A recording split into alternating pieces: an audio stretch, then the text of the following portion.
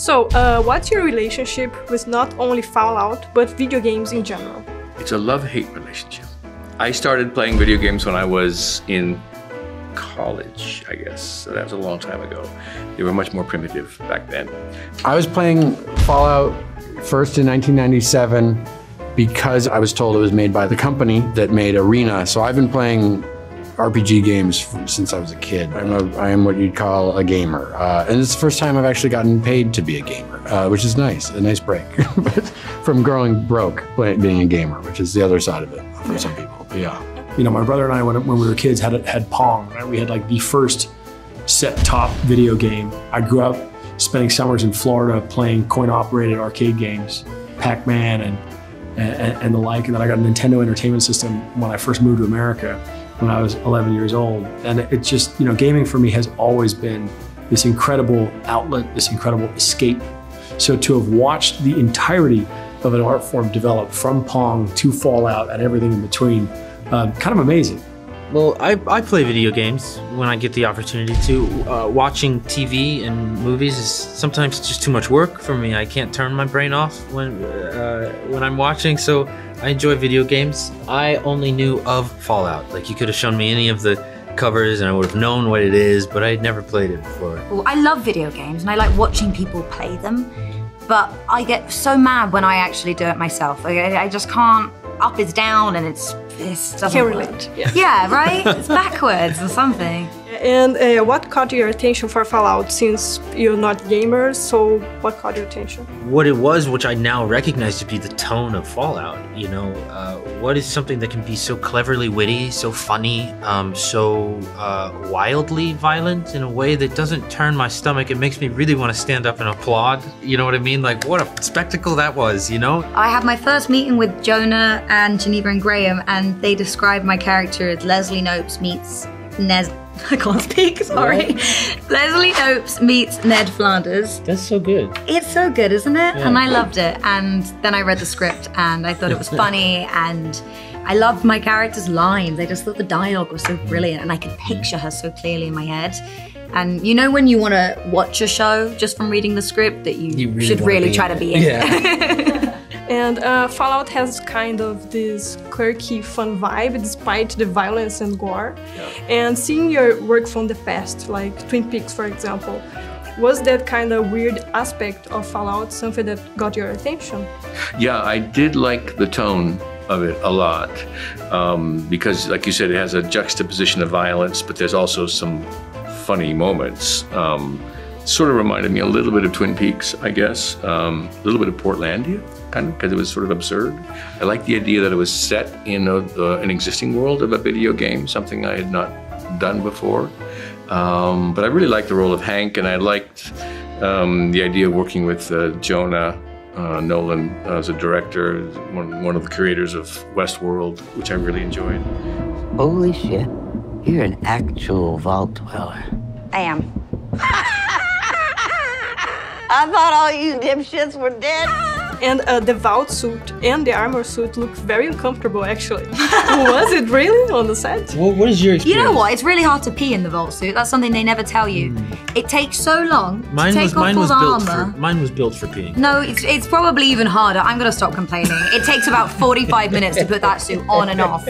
So if you've gotta go, I don't know what your solution is. You should just sweat. You try and exude yourself and sweat and not have to pee. You don't drink any water. No, you drink water, but you sweat it out. You don't need to go to the bathroom. I can't say anything else. Mine was very, very comfy. Yours was heavy, wasn't it? Yeah, it was awful. Aww. She feels bad. She feels bad for me now. Yeah. No, I totally understand. That looks very uncomfortable. I'm actually surprised it's comfy. I mean, it seems all sticky. It's pretty stretchy. Yeah, it's comfy, and I also really appreciated that they didn't make them tight. It allowed for more movement, especially with stunts and everything like that. I could hide, you know, pads in my knees and elbows and stuff like that. I mean, it was also just such an insane moment. When I'd watched people playing the games, it wasn't lost on me how important this moment was when I first tried on the vault suit. And then walking into the vault on my first day of filming and seeing 100 people in the 33 vault suits with the set built up exactly like the game, it's like awe-inspiring. It was really crazy. I'll never forget that. What? Pretty cool. No. You're laughing at me. He's laughing at It's me. amazing. Yeah. And we had a lot of video game adaptations for TV and cinema in the past few years. And did some specific adaptation influence Fallout in any way? I think it influenced the business in terms of a willingness to bet on what could be seen as a pretty strange thing. You know, like Fallout is a very strange area that you wouldn't think would work, but they've proven over 25 years that people are interested in this world. It's like, I don't think we could have gotten a budget to shoot a show like this without the success of the games coming before. And this show has like many dark moments, but also there's comedy. Yeah. Was it a challenge to balance that? We moved a lot of scenes around in the edit. Our sillier scenes we really wanted to place next to our more serious scenes and have the two worlds speak to each other. We have the pre-war stuff, which is a little lighter, and we have the vault stuff, which is a lot lighter. So it always became about juxtaposing them all to turn up the silliness of the silly scenes and turn up the harshness of the harsh scenes. Yeah, it was challenging, but it was also exciting. Especially, I'd never really done anything comedic so far. Really? No, She's not. such a clown, you know. Thank you. I don't even know if that's a compliment. I think. You're so good at it. Stop it. You're making me blush. But that's the tone. That's the tone of the games. It's the tone of the show, is balancing the light and the dark. It is a dark comedy. It's absurdist and devastating all in the same breath. And something I learned throughout the process was let the writing speak for itself. All you have to do is say the words and like move your face a little bit. You don't have to try to ham up the comedy or whatever, you know. I think it's just, it writes itself, you know? I don't know what I'm saying anymore. I've reached that point of delirium. Did I answer the question? You answered it beautifully. Stop laughing at me. It's so good. Practically every person I've met up here has tried to kill me. I'm simply going to harvest your organs. And Fallout is set on a post-apocalyptic world, and we just got out of a pandemic. So did COVID influence the story in any way? Geneva and I were writing the pilot before COVID started, and we sort of became vault dwellers ourselves, you know, where we're staying home and being told like, heroes stay home, and it just felt somewhat silly. So if we're ever taking pot shots at the vault dwellers in the show, or making fun of them a bit, we're making fun of ourselves and how we felt during those years. But, yeah. Again, one of the ideas in the game is this idea of the haves and have-nots. You know, the people that when the world starts to fall apart, it'll split into the people who are able to make themselves quite comfortable through the end of the world, the vault dwellers, and the people who aren't. And sadly, during the pandemic, that was on full display. You really got a sense that when things go badly, unfortunately, you know, there really are these hard lines that people find themselves on either side of. One of the nice things about working on this series is that it has a sense of humor. So we're talking about very dark things. And I think it's good to be talking about some of these dark things, especially in the world that we're in right now. But it's doing it with a bit of a sense of humor, which was helpful. And I'm a big fan of Westworld, and I love it that the Go has this Western cowboy vibe. So what's behind this character's creation?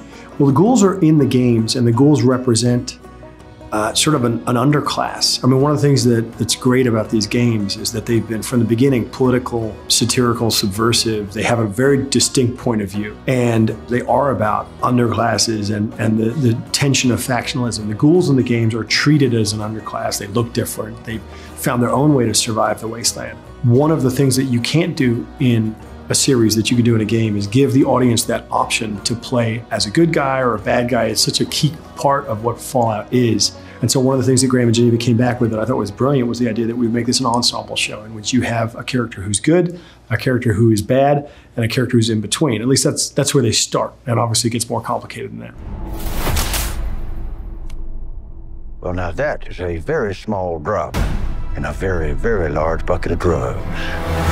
And how was the process of portraying a character like Hank? Because he's such a key character for the story, but we don't get to see him as much as the other characters. He's sort of the catalyst of the story, or what happens to him, I should say, is a catalyst for the story. So it was important that he has a strong presence in the beginning, in the opening episode, that people would remember him and be invested in his story, because he does disappear for a few episodes after the first one, but people have to remember him because it's important towards the end of the story.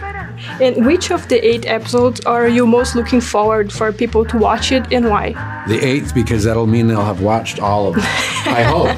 Unless there's a viewer out there who's like, I'm going straight to 8, which I'm interested in that person too.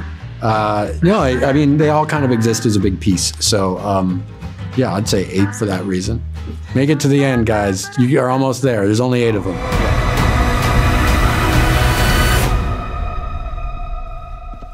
There you are, you little killer.